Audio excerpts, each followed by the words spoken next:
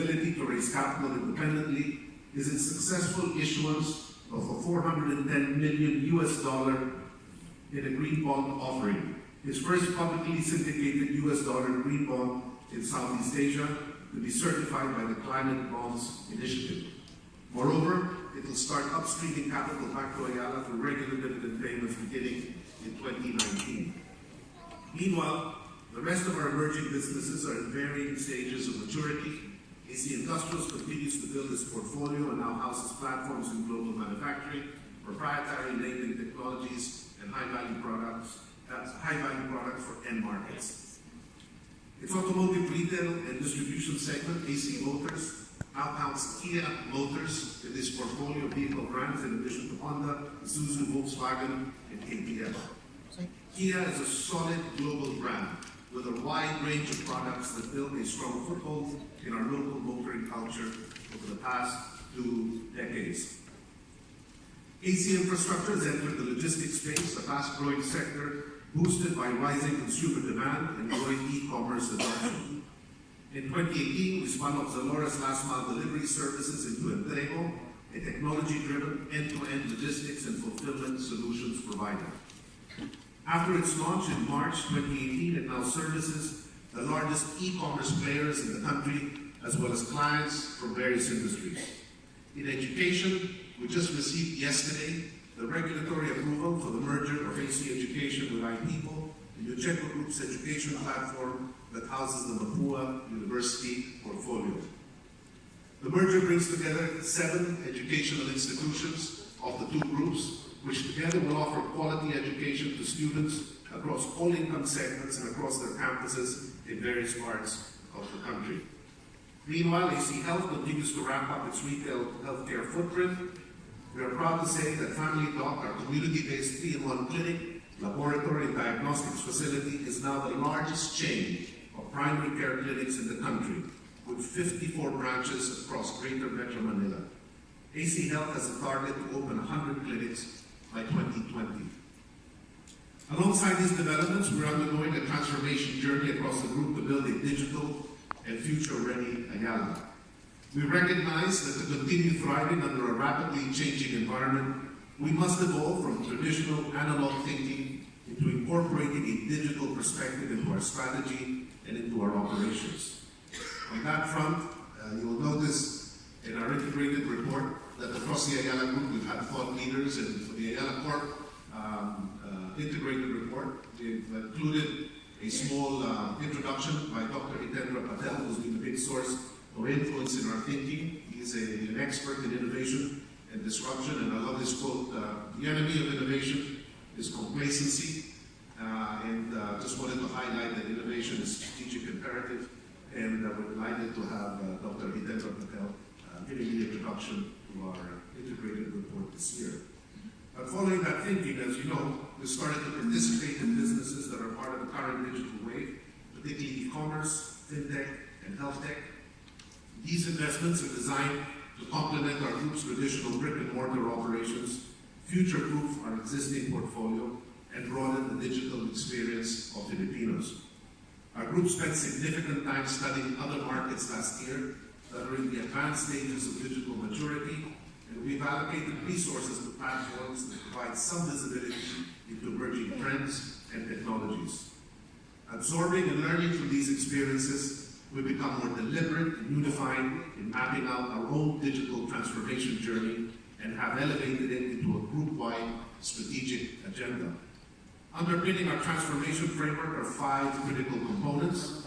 1, we will continuously look for ways to disrupt and digitally transform our core businesses to ensure that our companies remain relevant to our partners and stakeholders in this environment that is quickly being redefined by technology. 2, we will look to learn from and invest in emerging technologies and trends at an early stage. More importantly, we're aiming to build new business models to take advantage of these developments. 3, we will be bolder and more deliberate in our venture capital strategy, seeding new ideas and disruptive businesses, and supporting forward-thinking entrepreneurs with scalable, innovative models. 4, we recognize that data and analytics will be a key strategic discipline and skill set in the future. and are thus establishing a center of excellence to participate in and build competence in this space. 5, we're committed to upskilling and empowering our talent base to help them adjust quickly to these changes and to institutionalizing a culture of curiosity, of courage, and collaboration so that we remain ready for the challenges of this digital world that is quickly evolving around us. We're aware of the long and challenging road ahead in this digital transformation journey. However, with the engagement of our people across all levels, we're confident that the digital and future-ready Ayala that we are aspiring for can be built within the foreseeable future. As a final word, I want to thank all of you for your consistent support to Ayala and our institutional evolution throughout the years.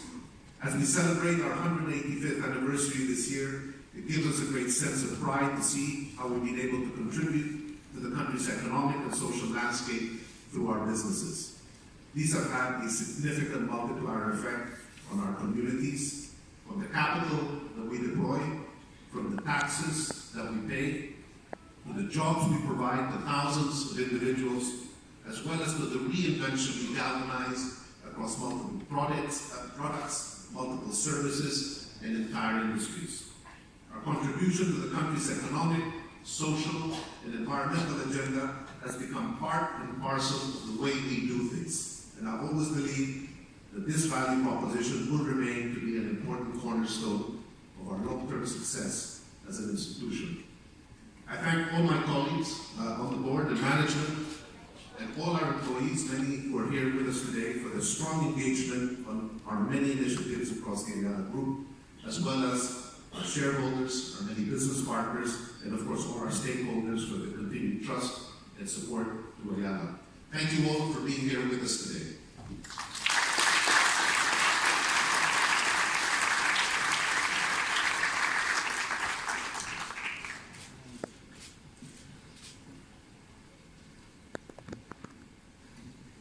Fellow shareholders, colleagues in the board and management, ladies and gentlemen, good morning to you all. Before anything else, I believe it is important to address the recent setback that we experienced at Manila Water and our concession area. The water supply shortage has impaired the high standards of service Manila Water has maintained for over 20 years. A number of factors led to this unfortunate episode, and our team has worked closely with government to improve the situation. From a low of almost 70% water availability during the first 2 days after breaching the La Mesa critical level of 69 meters, we're now at 99% water availability of at least 8 hours at the ground floor level or at 7 psi. While we still have some service issues which we're managing, the progress of recovery initiatives has been encouraging and steady. We're monitoring the situation closely, although the prolonged summer will be challenging.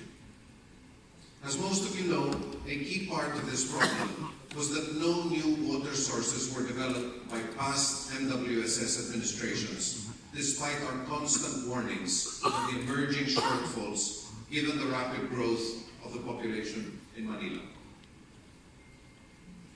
As agent and contractor of MWSS, our mandate is treatment and distribution, while MWSS takes the lead in developing new raw water sources.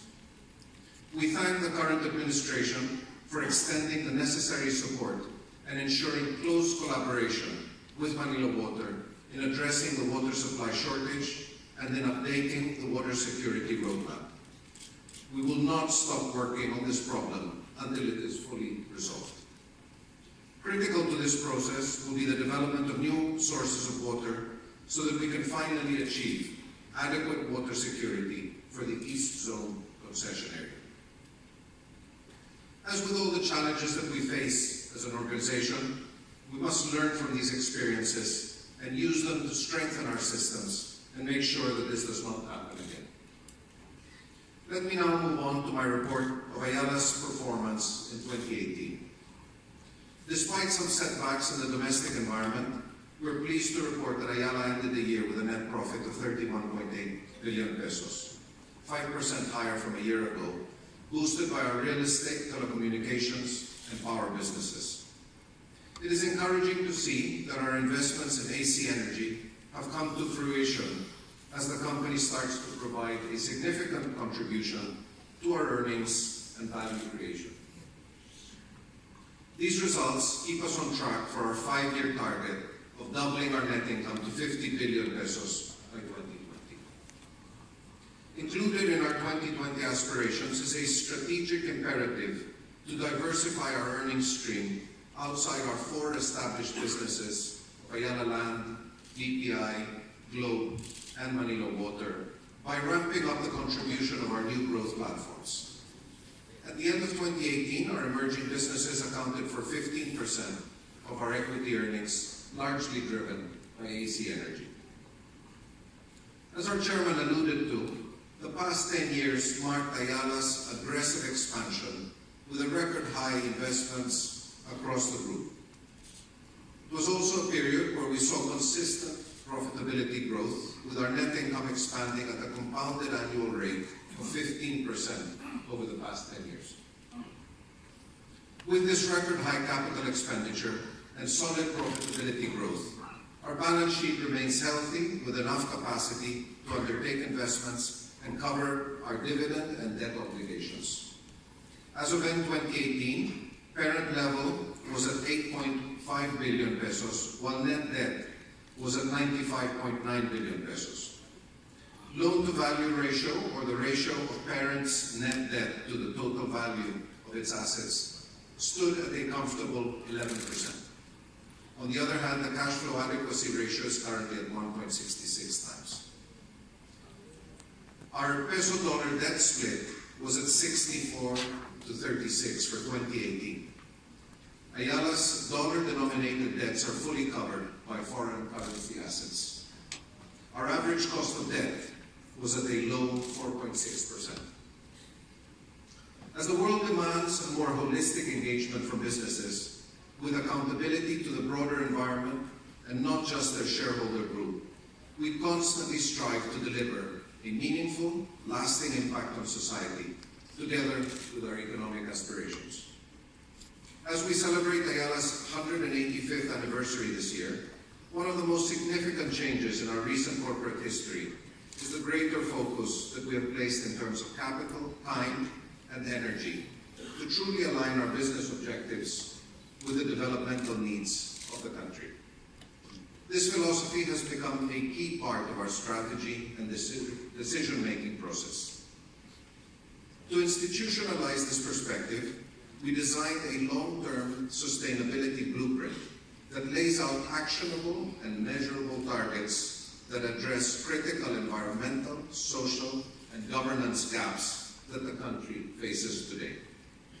We identified marginalization, large untapped potential of our human capital, and irresponsible growth leading to long-term environmental damage as the 3 critical challenges our group can focus on.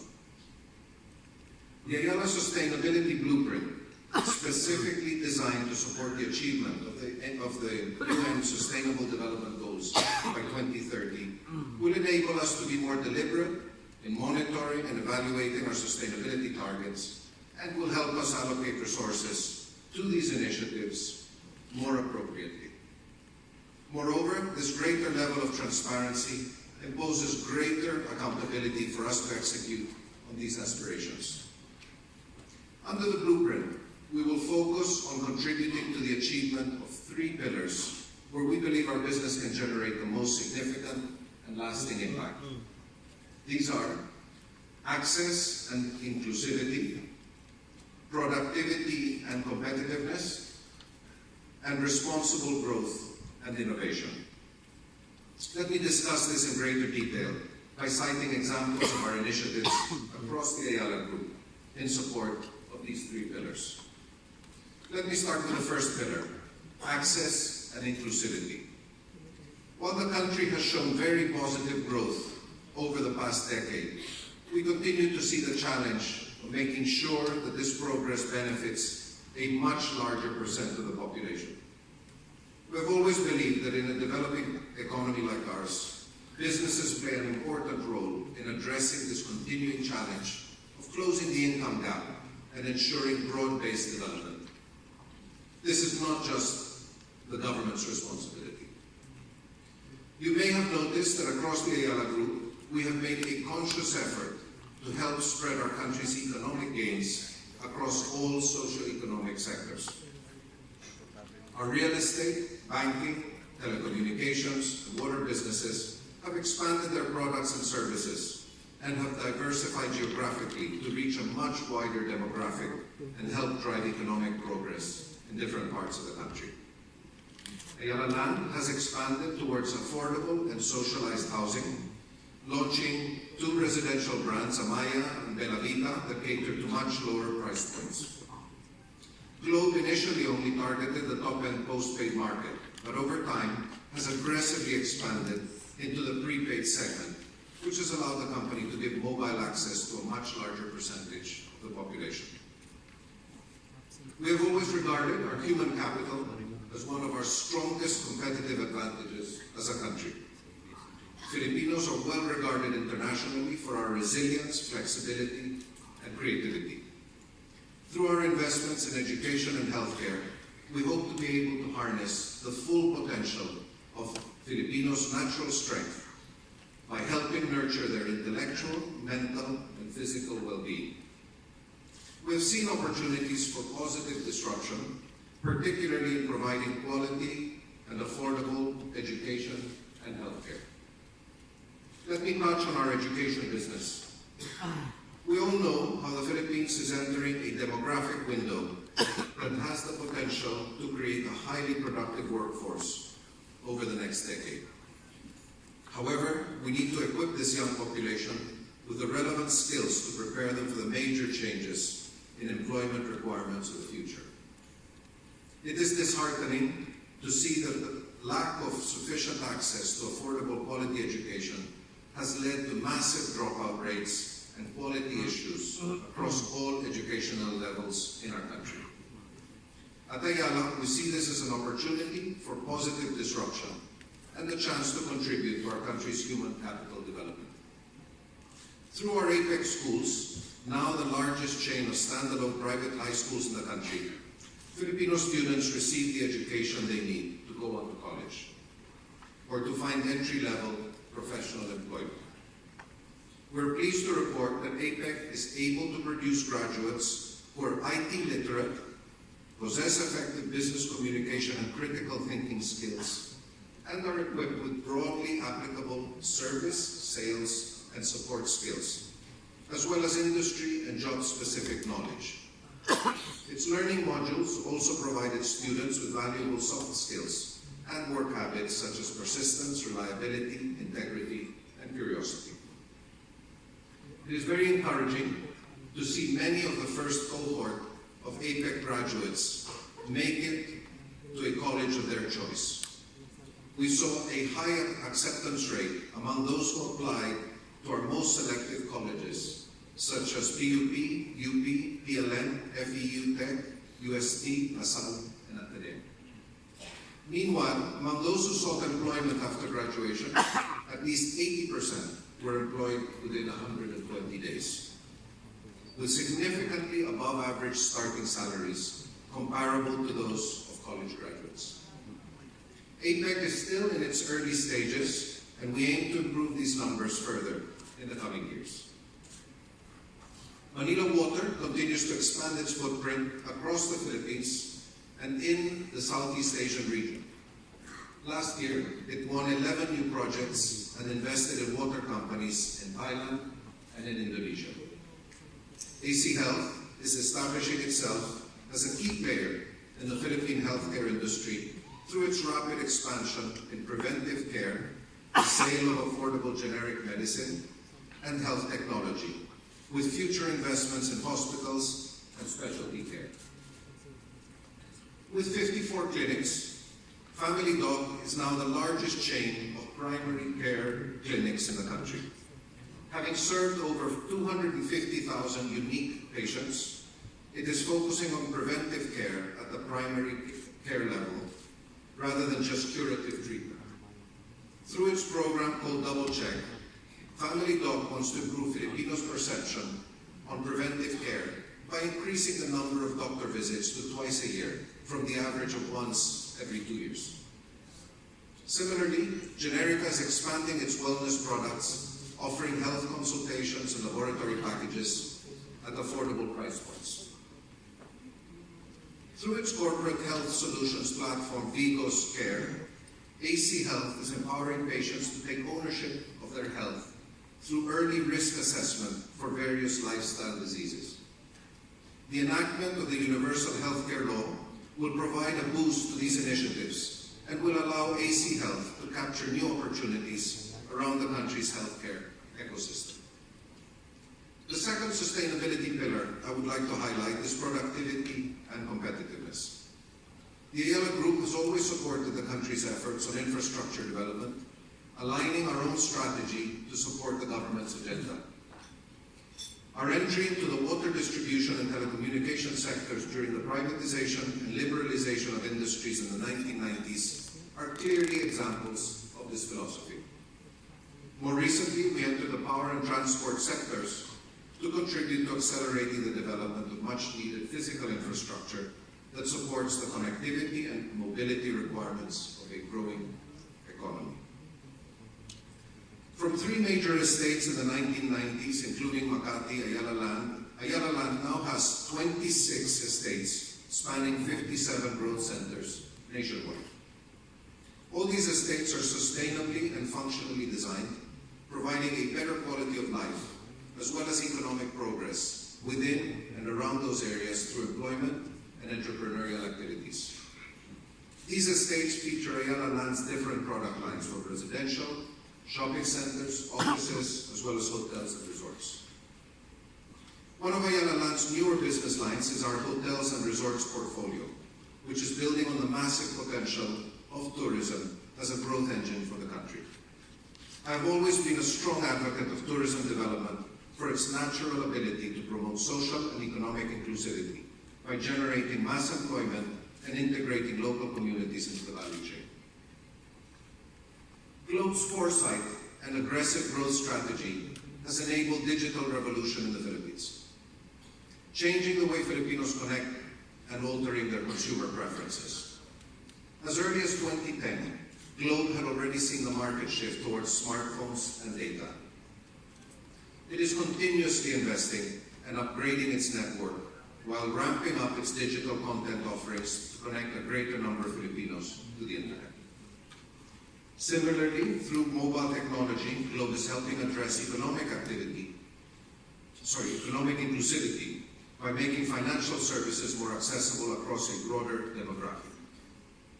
AC Infra continues to help augment the increasing infrastructure capacity requirements as a result of a growing digital economy.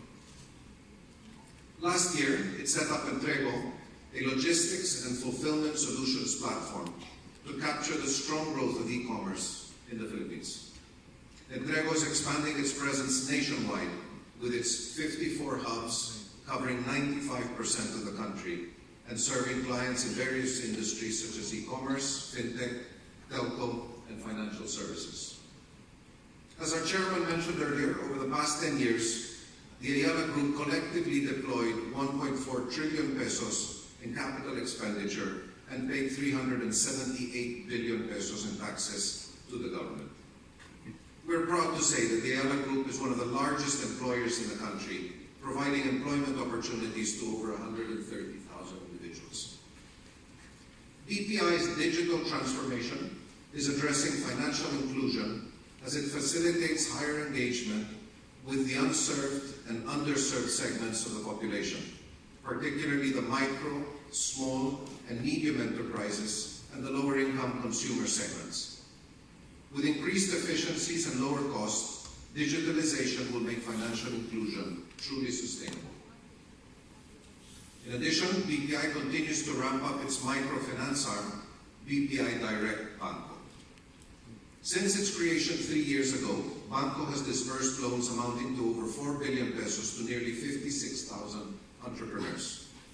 Its number of branches has grown to 200 at the end of 2018.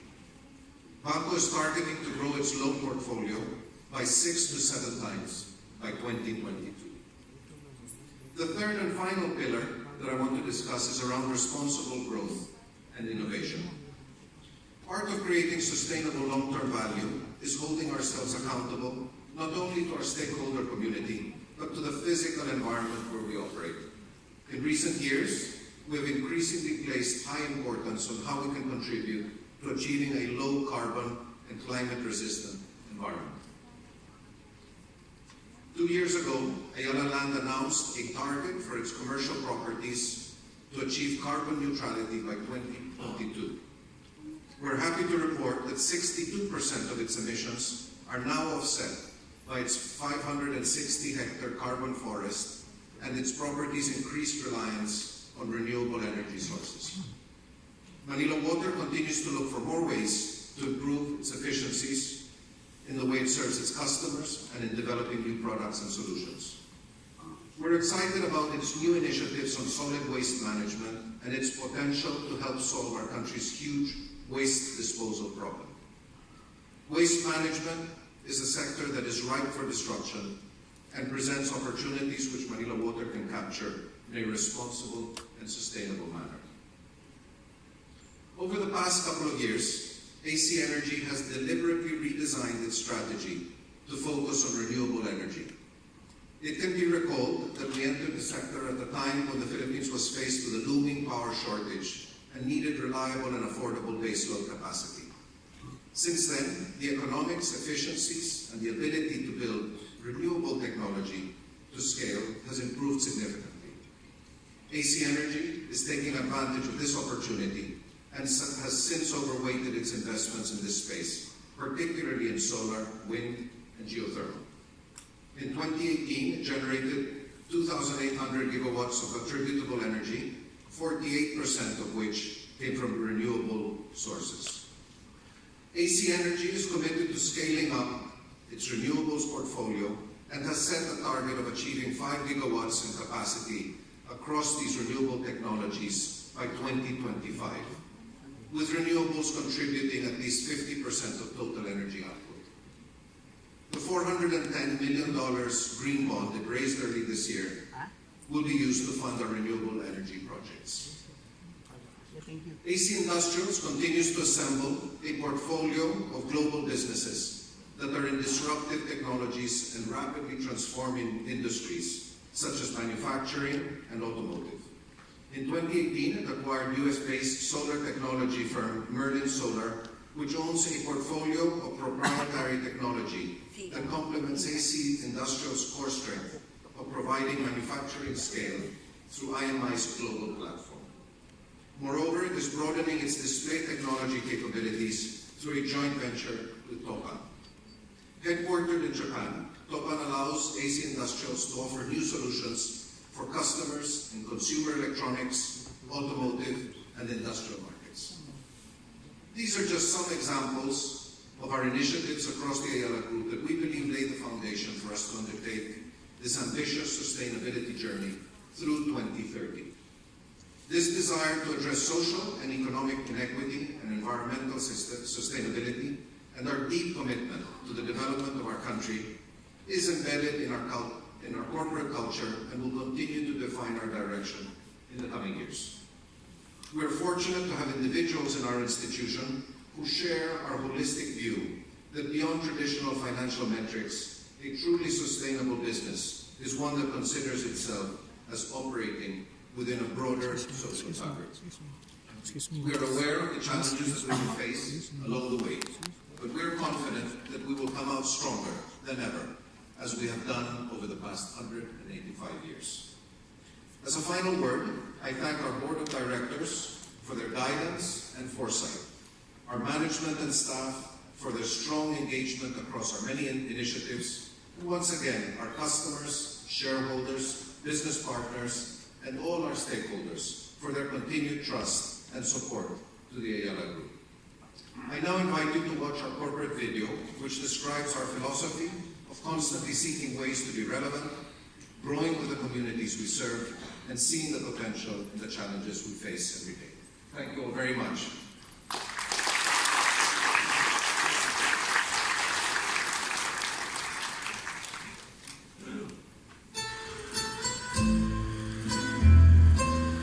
Changes come in many forms. They belong in our everyday lives.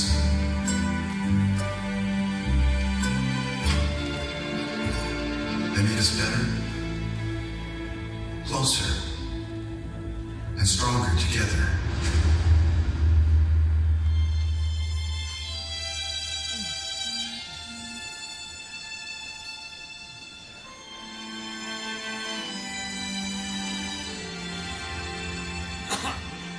Our purpose has always been clear: to empower others to realize their dreams,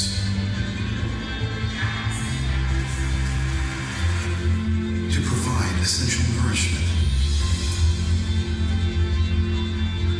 to ensure access to affordable, quality health care, to develop spaces where everyone can dream boldly,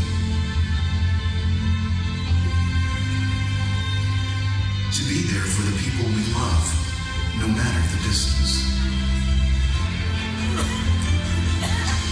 To pave the way for modernity and mobility.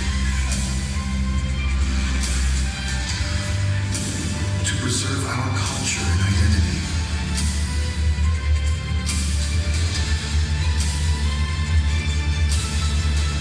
To inspire others with what they can achieve. It's been 185 years of challenging conventions and finding ways to make a difference.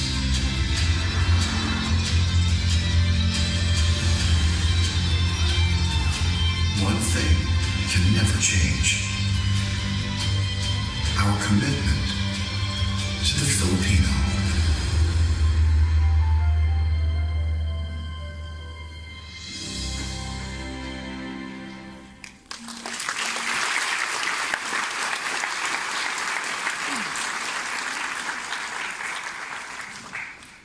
The chair is now ready to entertain questions or comments from the stockholders on the annual report, again, and also on the 2018 audited financial statements. Again, if we can keep the questions to this part of the agenda. Again, if we have any technical or customer service concerns, there is a table outside for those. So with that, the floor is open to questions from the floor. Yes, please. My name is Catherine Peralta. We know that Ayala is part of the consortium thinking of rehabilitating NAIA. What's the status of this proposal, sir? Yes, the project really has been moving forward.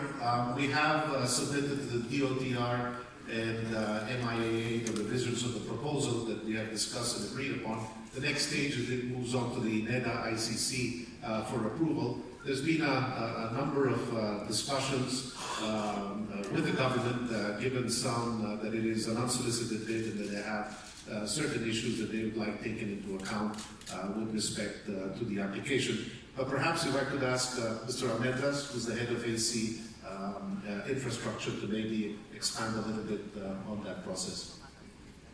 Thank you.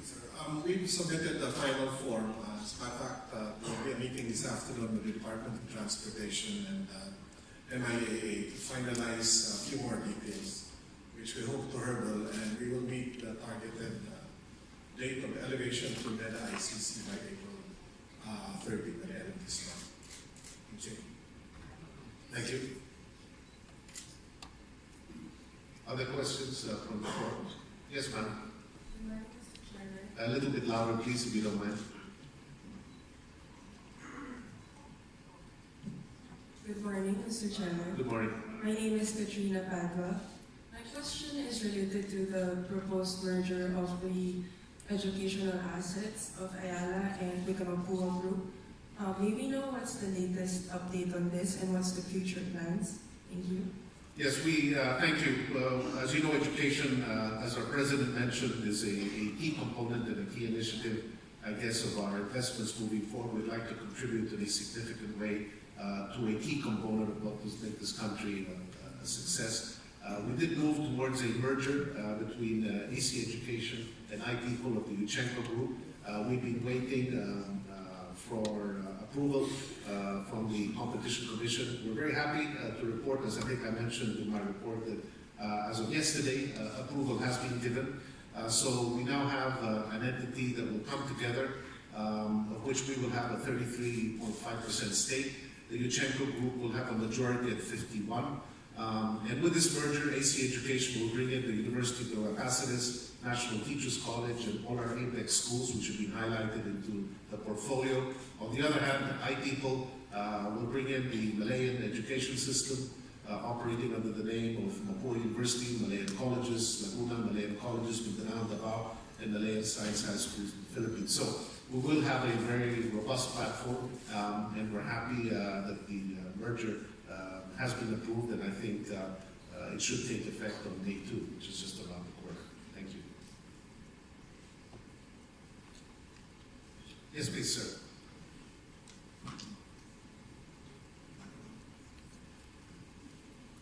Good morning. Good morning. Your name, please, sir. My name is Pacifico Celia. Has top management of Ayala been faced by this both or either of these two situations? First situation is exploiting an opportunity that has started but the making impact is still to arrive, but sadly this hopeful impact did not arrive at all. The second situation is imposing direction and shape on a future that has not started yet. The second situation is an attempt to make the future happen today. I'll appreciate if some details are provided in the reply. Thank you. Thank you. Was the first question with respect to voter ID? Did I hear you, sir?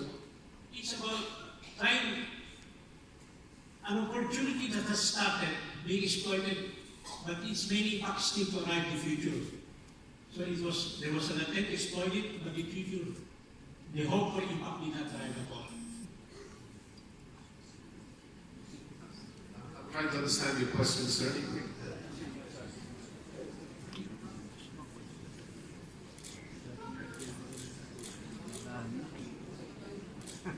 Now, in terms of projects that have occasionally been disappointing, I don't know if that's what you're referring to, we did sell our assets in the BPO sector a few years ago. Not because it wasn't profitable, but more because it was not growing in scale and profitability the way we wanted to, and we felt that we could deploy our capital and resources in other areas. But the reason we went into the BPO sector is that it was predominantly something that was taking place in our own country, and it was our way of helping the industry. But it was really an industry that had to become global in scale and very, very large.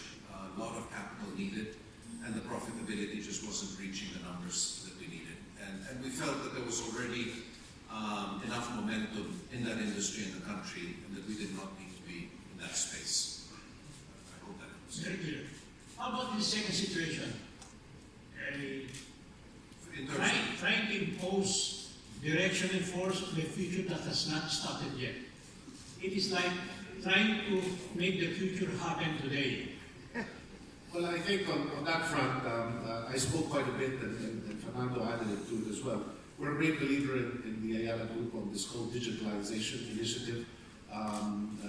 As we learned from some of the leading countries in this space, both in the US and China, for example, we believe that there are tremendous movements forward taking place in the digitization of our environment across all products and services. It's a major initiative across our group, both in our operating level, in the way we deal with customers, in the areas we're beginning to invest in retooling our employee force. Across the group, this has been a major driver, which we believe will address a future that's fast becoming a reality.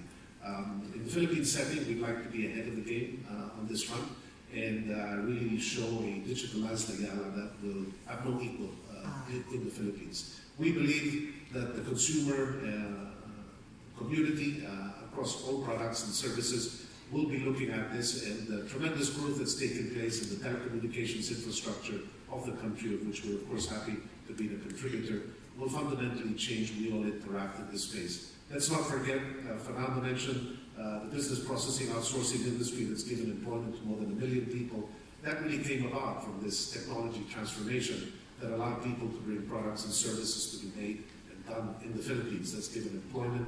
We'd like to keep riding with these shifts in technology and see how we can really develop products and services that will be better for the consumer in general.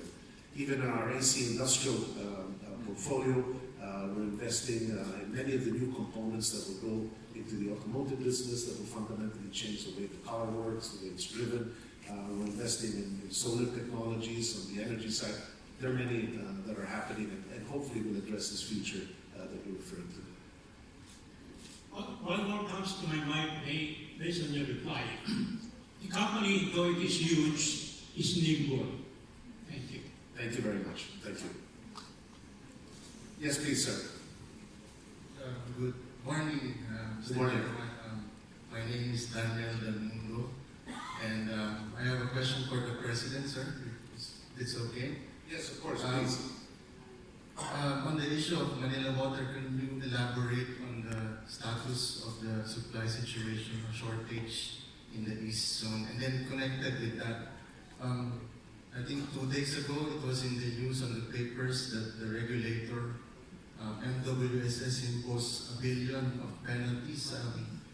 I'll be happy to hear your comment on that, sir. Yes. Thank you for the question. As you know, this has been a difficult and very painful time for Manila Water, given the fact that it's been running the water concession for over 20 years without any major problems. But we all know that we have faced this crisis and with deep, deep regret. We're now working very hard and very fast to restore normalcy in the water situation. We receive reports every day. And so I did bring our latest report. So at the worst point in the crisis, there was 70% water availability. And we're currently at 99% availability, based on a standard of at least 8 hours of water availability at 7 psi, that's the pressure. Of these 83% now have 16 hours of supply. And 62.6% already have 24/7 supply. And then, in addition to this, we've been able to reduce our supply deficit from 150 MLD, which is million liters per day, to 67. And we're constantly looking for ways of bringing this down further. I did, however, in addition to that, our Cardona plant is open and we've been able to ramp up the amount of water that comes from that. We've also had to reactivate, just because of the severity of the drought, we've had to go back and reactivate some of the deep wells in strategic areas of Manila. That's also helping bring a lot more water.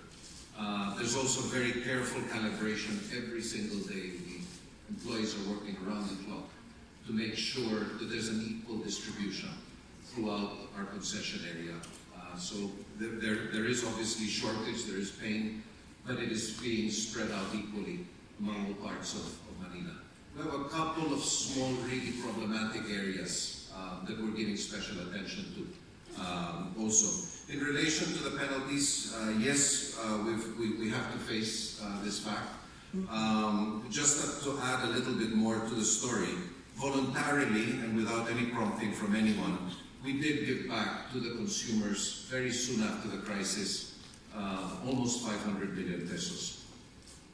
And then more recently, MWSS has basically imposed penalties, as you mentioned, of over $1 billion.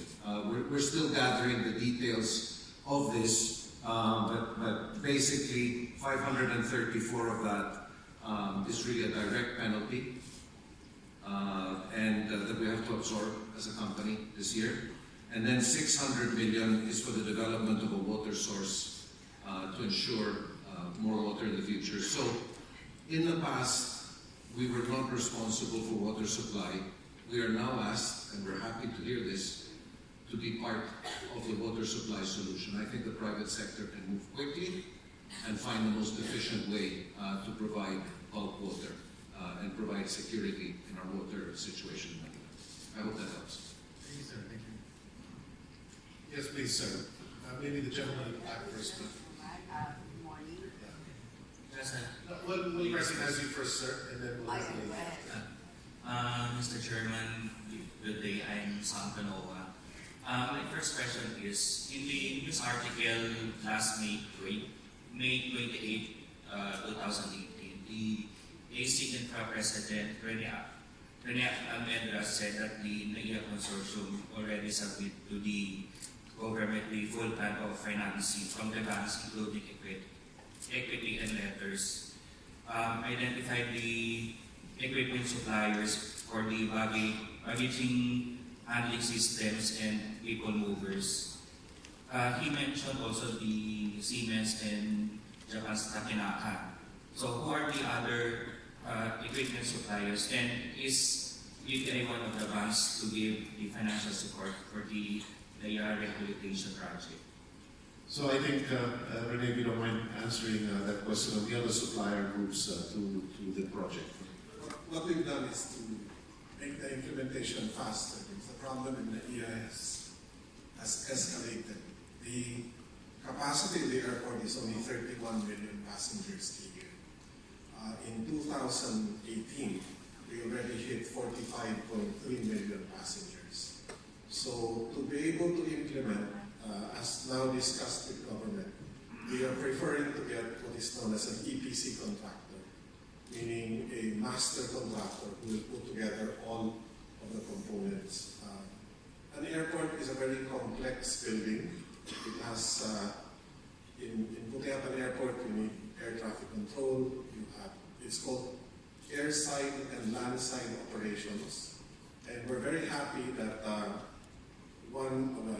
joining us in this initiative is Changi, which is known as the world's best airport operator. So we've left now the decision to develop the operating environment, and we're looking at about 4 EPC contractors. 2 of them are European, 1 is Chinese, another is a consortium, who are all bidding, and we're now going to make the selection in the next, hopefully as soon as we hurdle the NEDA ICC approval, we'll move on to that phase. So all those technologies are being considered heavily, because the dream is we want to build an airport which is not just world-class, but future-proof as well, meaning it will be good and it will be very efficient and it will continue to be relevant all the way into the future, because our dream is to increase the capacity from the 31 million today to eventually 65 million passengers a year in about 5 years. One of the unsolicited proposals of NAIA Consortium is to connect the NAIA to LRT1 system, but it's not part of the LRT1 extension project. So I was wondering if there will be another unsolicited proposal for the LRT1 airport link project. Government has told us to prioritize the interconnection of terminals 1, 2, 3, and eventually the new terminal into a system. So it's called the people mover system. The interconnection from terminal 1 today to the NAIA, to the LRT station has been put on hold, not to be included in our concession submission. So government may decide to either invite LRT1 to take that on or open it up for others. What we know now is that the subway, the planned Metro Manila subway, has a new alignment that goes all the way to Terminal 3. So we were informed that it is better for us to just link Terminal 3 to all the other terminals. And because Terminal 3 will already have a subway station, it will be interconnected to the mass transit system. Mr. Chairman, I have Yes. one suggestion to the AC education. Since the AC education invests in University of Nueva Cáceres and the National Teachers College, there was an improvement in education. And I would like to give some suggestions that the AC education should take over the National College of Business and Arts in 3 branches in Fairview, Cubao, and Taytay, and to improve the educational system. To be honest, Mr. Chairman, and to the rest of the board, the NCB, the National College of Business and Arts, is my previous school when I was in elementary and high school, and I think the company is the best choice to take over the school. Thank you very much. Yeah, thank you. Mr. Fred Ayala, who leads our educational initiatives, I'm sure took it into account. And we also have here Mr. Ramon Rosario, who's also a big investor in the education space. So between one thing and another, we take note of your suggestion. Thank you. Thank you very much. Yeah. Ma'am, yes, we'll recognize you first before the gentleman. If you could come to the microphone, please. My question is about If you could direct them in. in the consequence of NWSS penalty imposed on Manila Water, are you going to charge us or implement that least in order to make bawi or to compensate the penalty that you're going to have it about 1.1 billion peso? Or when you consider this as a new system or system like what we are doing? So your question is whether the penalties will be passed on to consumers or not. Maybe Mr. Fernando. There are really 2 parts. Well, let's say there are 3 parts. There was the voluntary part, which we've already absorbed, and of course that we have absorbed that as the company. That was the amount that was close to 500 that we voluntarily really gave back or didn't collect. Then you have the penalty of 530. This will not be passed on to customers. It will have to be absorbed by the company. So it does unfortunately have an impact on shareholders because it's the company that's absorbing it, but it will not be passed to the consumers. Then there's a last component, the details of which we are still trying to work on with MWSS, which is water supply, which takes quite a large investment and will give us additional water security for the future. So that's the one item I think that we still need to clarify carefully with MWSS as to how that will be structured. Thank you. Sir, please, you've been waiting patiently. Thanks. Thank you. Good morning, everyone. I'm Nestor Lim, stockholder. So my question is related to the acquisition of Ayala Corporation of FINMA Energy. I'm wondering what would be the strategy of AC Energy as far as taking on the assets of FINMA Energy is concerned, and are we planning to actually put more investments and capital on FINMA Energy in order to boost our sustainable energy programs? Thank you. Yes, thank you very much. We're grateful, and let me just acknowledge Mr. Ramon Rosario, CEO of the FINMA Group, for having closed this transaction together with our group. We feel that it is an excellent addition. We were already partners. In fact, I'd like to point out that we've always been grateful to Mr. Del Rosario because actually when we started in the energy field, which is a brand new one for Ayala, back in 2011, one of the first investments that we made was really thanks to an invitation by Mr. Del Rosario and the FINMA Group into their energy portfolio.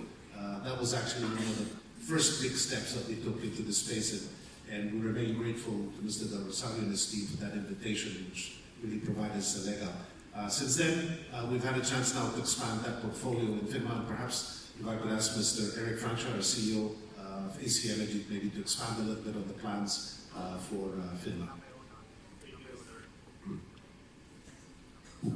Thank you, Mr. Chairman. On the acquisition, first of all, we already received the PCC approval, so we're just waiting for the process to pan out, including the tender offer. So we will be required to do a mandatory tender offer, which we expect to happen in the next month or so. But the intention of AC Energy is, number one, to keep FINMA Energy listed as a listed vehicle.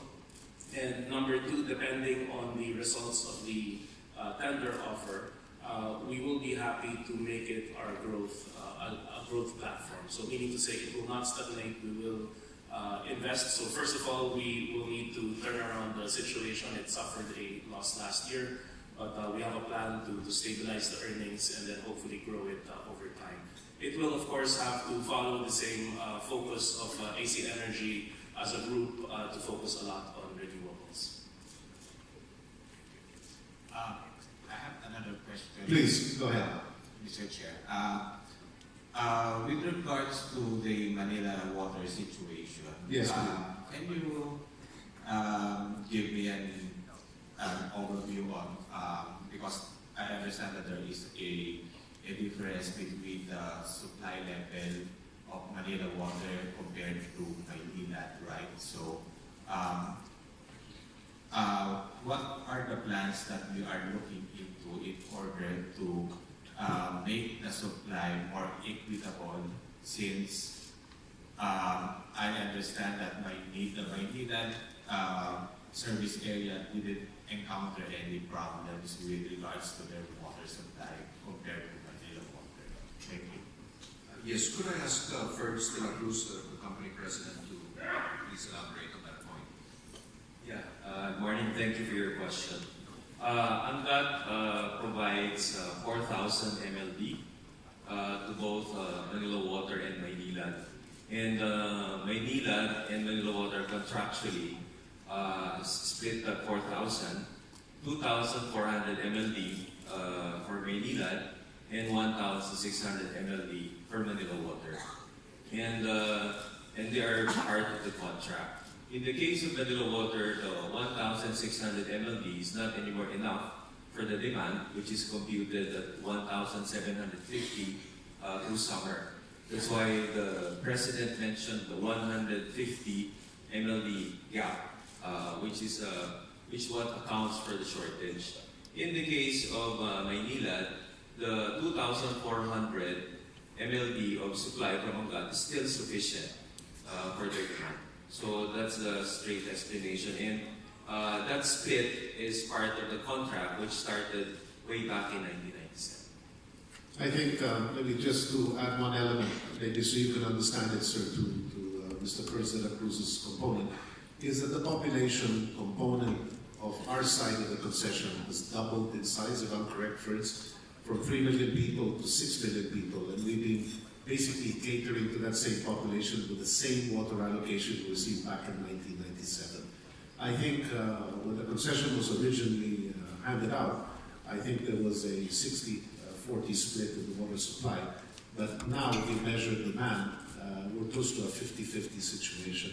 And that's why there's more of an effect on our side, which is a part of the city that has been growing faster than the old side. I wonder if you follow that logic in what's happening. Mr. Chairman, if I may, just to add, when we inherited the concession, the system losses were at 63%. And we brought it down since 2010 to about 12%. That improvement is equivalent to 700 MLD. And that 700 MLD was used to push to more customers. That's why from the 3 million during 1997, we're able to supply to almost 7 million people based solely on the system improvement that we've done. But we've reached a level that ANGAT supply system is not anymore enough. That's why even way back in 2012, we've been jumping up and down for new water sources. Now, in the meantime, while we're in this situation, our Cardona plant, phase 1, is now fully operational at 50 MLD. We have revived some of the old deep wells, so they have a capacity of about 20 to 30 at the moment. We intend to increase that to about 50 to 70. And then we're working with Maynila, since they have excess supply, to do cross-border flows of about 50. So that's the plan to bridge. We have a phase 2 for Cardona, which will come online by August. So that's another 50 MLD. And then we're already preparing for next summer by putting in more standby deep wells as we wait for the raw water sources of government, which is Kaliwa. And we're also, upon the instructions of NWSS, evaluating 3 specific water sources. The one that you hear in the news, the Wawa, Kalawis, that's about it's 80 initially, MLD, and then it grows up to about 500 by 2025, 80 by around 2021-2022. We're also evaluating the proposal of the AMA Group for about 300 MLD from Laguna Lake. And then we're also evaluating 750 MLD potential from Sierra Madre from another group which could be online by 2025. So I think this crisis has really brought attention and interest to really resolve more seriously the water security roadmap for Metro Manila. So as we work very hard to do service recovery, we are in parallel working with government to really lay down really implementable water security roadmap. Thank you, sir. Thank you. Thank you. Thank you very much. Thank you, sir. Perhaps the gentleman in the far corner there. Good morning, Mr. Chairman. Morning. Michael Benemerito. I would like first to commend you, Mr. Chairman, and the whole corporation for putting all rescue and rehabilitation efforts in Porac, Pampanga. The latest earthquake last Monday, and perhaps. And I have two questions about innovation. So first, we all know that the Globe Telecom is linking with the Huawei in the development of 5G technology. Will the corporation try to develop its own 5G technology instead of linking with Huawei? And second, what is the update, sir, about the blockchain technology of IMI? Thank you. Thank you very much. Maybe just starting on the 5G technology. 5G technology is a very complex piece of technology. This is not something that we can develop ourselves. We've never been a manufacturer of telecommunication equipment. As a matter of fact, the telecommunication equipment supplier market in the world has really shrunk over the years, with only a few players left. It's a very competitive industry and one that has really consolidated over the years, given its complexity, the amount of R&D involved. Huawei has been one of these successful players. We've been dealing with them now for more than a decade. I remember well when they first came to visit me in my office more than a decade ago. They were a fraction of the company they are today. We like to think that Huawei has been an excellent addition to our supplier base. They're a company that have provided excellent service, a great price point, and technology that has evolved. Probably could come among the most superior in the world in these advanced stages of telecommunication. Frankly, I feel having built this relationship with them will give us a distinct advantage as Globe Telecom in the ability to supply 5G technology to the market. As I understand it, by the first half of this year, we will be launching the first 5G-based technology platforms in a pilot setting. This will be broadband to the home that will be supplied on a 5G network.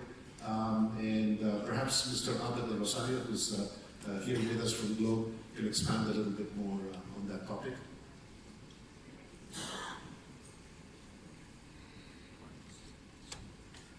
Thank you, Mr. Chairman. Albert de Rosario, my apologies. That's Ramon in my mind.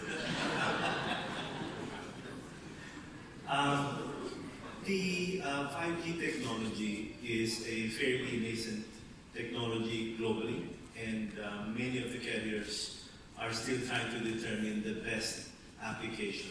In our case, we believe that providing broadband to the home using 5G will allow us to, one, capitalize on the existing network we have, and to be able to roll it out much faster than if we have to go through the traditional fiber route.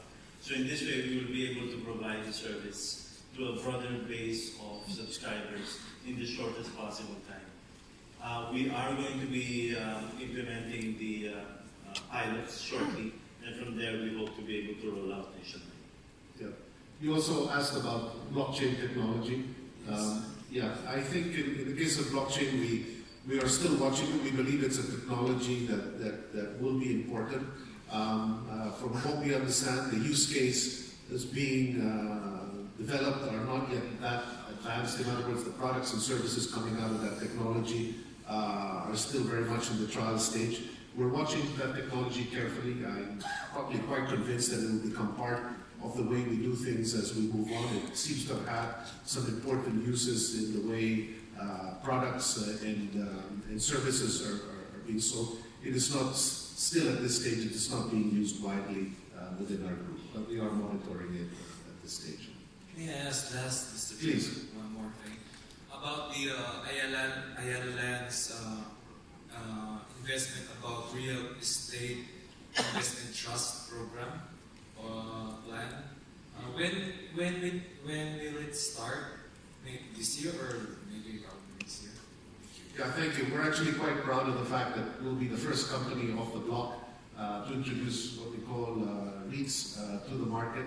I think from a capital point of view, it will create some liquidity for our company and introduce a new product that the investor community can avail of. But perhaps if I could ask Mr. Bobby Lee to expand a little bit more on the topic. Yeah, on the REIT, we've actually filed our application with the SEC.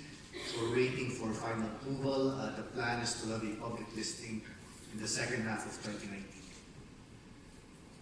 Thank you, Mr. Chairman. Thank you. Maybe I'll recognize the gentleman here first. Yeah. If you could speak a little louder, please. Good morning, sir. I am Christian J. Rodriguez, a stockholder.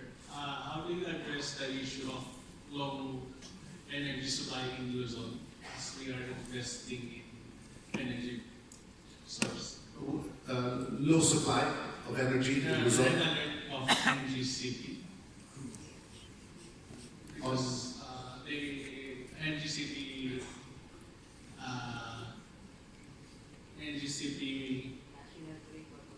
is in the red alert in Luzon. Yeah, well, NGCP is the distributor, I guess, of power, no? And we all latch on to it. Perhaps Eric can expand a little bit on the supply-demand gaps in the Luzon grid. Yes. Thank you, Mr. Chair. Yes, the grid is currently experiencing low supply, not enough to serve the demand. And the reason for this is, number one, we are in a peak season during summer. And number two, unfortunately, related to the earthquake that happened, the lines in the Bataan area also went down, the NGCP line. So as a result, both the GN Power Mariveles, around 600 megawatts, and the Limay plant of San Miguel, also around 600 megawatts, came down. We are starting to get back online, so hopefully it will happen soon. Unfortunately, yesterday also the NGCP line from Batangas to Cavite also bogged down, so we had to shut down our plant in Malacca as well. It affected our plant in SLTech as well as the DMCI's San Malacca plant. So these are unfortunate force majeure events, but the medium-term solution is currently around 2,000 megawatts worth of thermal plants are being built, constructed in Luzon, including more than half of that we are participating in terms of the GN Power Dininin supercritical plant. That's about 1,300 megawatts of capacity. The first unit is expected to come online within the next 12 months, and the second unit will follow soon thereafter. So hopefully in the next 12 to 18 months, we will have more than ample supply in Luzon. Thank you. I hope that addressed your question. I'll recognize the gentleman down there first, please. Thank you, sir. Good morning, Chairman, and for everyone. I guess it's flavor of the day. What's up? I'm the Manila Water. I'm so sorry. That's okay. I was not able to speak last Monday. The penalty issue just came out after that. But it's so painful to pay 1.3 billion despite having voluntarily offset it with 500 million. It's crystal clear that Manila Water has been responsible to their filtration and distribution. Very clear last year. Our CEO has written them that they need to tap in the difference. They have not acted. Despite that, we apologize. That is Plaza. And we have been punching back. Still, despite all those measures, maybe it's wise, if you talk later on, to bring this to arbitration and maybe sue the government. It's not our fault. That's only my take. Thank you, sir. Thank you. It has been unfortunate, the amounts that we're having to pay are large, but when we discussed it with the board, we basically decided it's probably more important to just accept it and move forward, because these arbitration cases can get very, very complicated. We feel we will get through this. This is a large and strong company. We have to accept that there was a tremendous inconvenience in the system, that many people suffered. We do appreciate what you're saying, because I do feel that the company has been run well for over 20 years, and you heard the numbers, which are really a global standard, where from 63% that was not even getting to the end of the line or was not being paid for, we brought system losses over time to 12%. I mean, this is really a global standard. But we have had this problem, we're dealing with it, we have to get through it, and hopefully we'll come out a stronger company at the end. The very, very positive part of this is that it's been so frustrating for us in the company to be asking for new water sources since 2012, and every administration just kept passing it on to the next one because they didn't want the rates to go up. That's been really difficult. And all the projections that we had given way back in 2012, because we've gone through all the files, all the letters that we wrote, all the projections were correct. The projections that we had of the shortfall that was going to come up were correct. What we didn't anticipate is how bad this drought was going to be and how much the levels of Angat and La Mesa were going to go down. So the one thing that we've learned from this is we should have been shouting a lot louder last year, and perhaps already curtailing supply a little bit last year, so that we didn't get into this situation. But really, as the situation got worse, the drought got worse. Unfortunately, as we started warning people started to consume more water and started to store water. So you get very strange market dynamics happening when you have the shortage.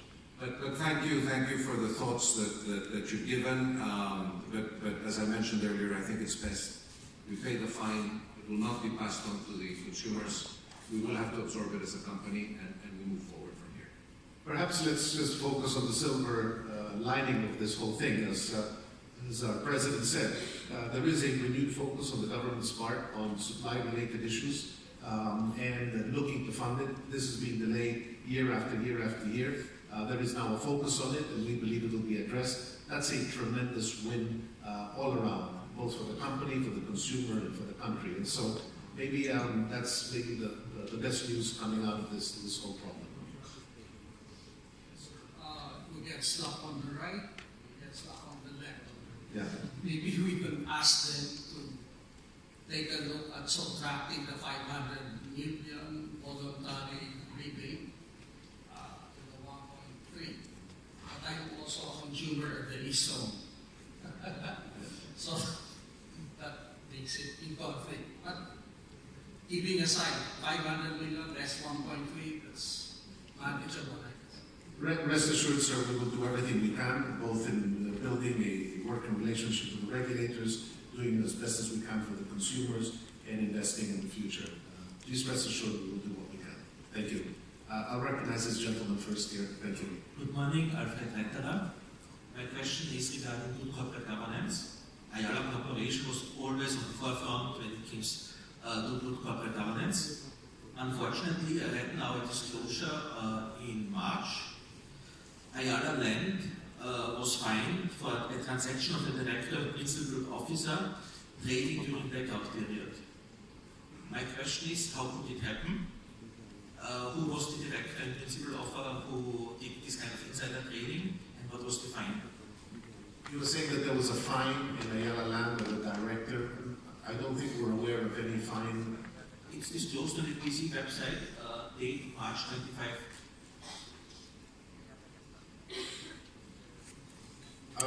I think we'll get back to you. I'll be very frank, we're not aware of it. We're very frank about these issues when we are, but we'll be searching while we're here. We'll certainly approach you at the meetings and to address this. Okay, thank you. Thank you. Thanks to recognize the gentleman. Thank you. Good morning, Mr. Chairman. I'm Ed Lucero, stockholder. Well, first of all, I'd like to say I'm very happy I'm here. And it shows in the dynamics that Ayala Corporation has been able to harness practically, I think, the best professionals here in the Philippines. And I'd like to congratulate the board of directors and the management of all the Ayala Group for a fantastic performance this year. Thank you. And I'd like to verbalize also that I think this is one example that the Filipino can rise above themselves, even with president like ours. I think he is communicating very well with the lower and getting the message to the upper crust. And I think Ayala is taking advantage of the opportunities that is being presented, because I think for the longest time we have a president now who is, I think, sincerely doing his best to improve the Philippines. That's what I read in the newspapers. Anyway, so I have a question. I am already a senior citizen, and a lot of Filipinos are starting to become senior citizens. And funnily enough, we are covered by insurance until we're 65. After 65, all bets are off.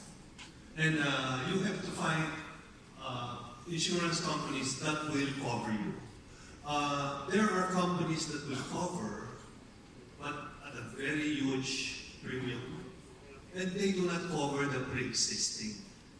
Come on, as we grow older, we have more pre-existing things going on around us. Even if we think we can do it, we can't do it. So I just would like to ask the health services that Ayala has, if they are looking at this in order to improve the lives of the senior citizens until they come off. Thank you very much. Thank you. Maybe before I address your question on senior citizens, you made a comment about the environment we're in. Let me just say that, and I started this in my opening remarks, that our economy has been growing substantially for some time now. Part of the reason of the growth of Ayala is the growth that we've had in our economy. And I think we've been fortunate as a company to be in a country where we have a young population base, standards of income are moving up, and that we have an economic engine that is alive and kicking. And for that, we're grateful both to this government and to past governments for having created this engine that has allowed companies like ours to provide products and services that have then grown. So I would agree with you completely. There's a lot to be thankful for. And there are many countries in the world going through tremendous difficulty where demand for products and services is a fraction of what we have in our country. So it's been an excellent environment to be able to grow. On health services for retirees and the like, perhaps, I think Paolo, maybe just some comments in general on health. I appreciate I'm a senior citizen myself as of this year as well. Just got my card. Get all those discounts. I think with an aging population, you're right, these are issues. I don't know if that's an area of focus at this time, but Paolo's our healthcare expert. I'll pass that on to him. Good morning, Mr. Lucero. Thank you for the question. I recognize your the issue that you mentioned. It is a pain for us here in the Philippines. In other countries, they do provide better health insurance for the seniors. For instance, in the US where you have Medicare Advantage. Unfortunately, here in the Philippines, it's more challenging. On our side, we do have special senior programs in our family health clinics, and of course, at Generica, we offer senior discounts, and many of our campaigns are directed to our elderly patients. But unfortunately, in terms of health insurance, we do not provide anything. I'm hopeful that the Universal Healthcare Act that the government has enacted will provide more benefits and a wider range of services, not just for the elderly, but for the general population. Thank you, Paul. Another question. Yes, when it comes to the promoting, well, as you very well know, the demographics of the Philippines, we have more young people, and as I mentioned, a more aging population that we have. And I noticed that I am not trying to criticize, but we have a mature, Ayala Land has a mature management staff, and I'd like to see more younger executives go up so they can be trained and be mentored by the mature executives, so they can probably they can reach your 50 billion income by 2020. Thank you very much. If I could just address the issue on young individuals. We were actually talking about this the other day. Since the time that Jaime and I started in the company, it's been remarkable how quickly young individuals are getting promoted within the Ayala Group and the kind of responsibilities that they're getting. If you look across the Ayala Land subsidiaries, you'll see the CEOs in each of those companies, and you'll see how young they are. And they are running multi-billion peso companies. So the youth is rising much, much faster than they used to, and they're doing a phenomenal job. So we're really counting on them. Thank you very much. Thank you. I'll recognize first the gentleman with the hat in the corner. Morning, everyone. Morning, Mr. Chairman. I am Sayed Naro. I would like to know the program of the Ayala about the waste management program, particularly the plastic waste. Thank you. Yes, waste management is an important issue. The city continues to grow in size and complexity. I think, as you can see, that the logo of Ayala is that we're always looking to see if we can face and solve challenges. The waste problem, I think, will become an increasingly important component. It is not an area that we have invested in a big way, although there has been a commitment on Manila Water to invest in that space. We continue to look at that area and see if we can contribute to it. I do agree with you that it is a problem that particularly the urban centers face, and hopefully at the right time we will find a way to address it. Yeah, so we're exploring through Manila Water a waste to energy program, and we have an ongoing agreement with Marikina to try and help with the problem there. If that works out, because you need to operate with scale. If that works out, then we will expand to more areas. It's a very, very serious problem in our country, and so we'd like to be part of the solution of that. Thank you, sir. Please, sir. This is in connection with the problem. If we could have your name, please, sir. My name is Gregorio Pahelo. Thank you. This is with regards to the problem with Manila Water. The word Ayala is synonymous with efficient and quality service.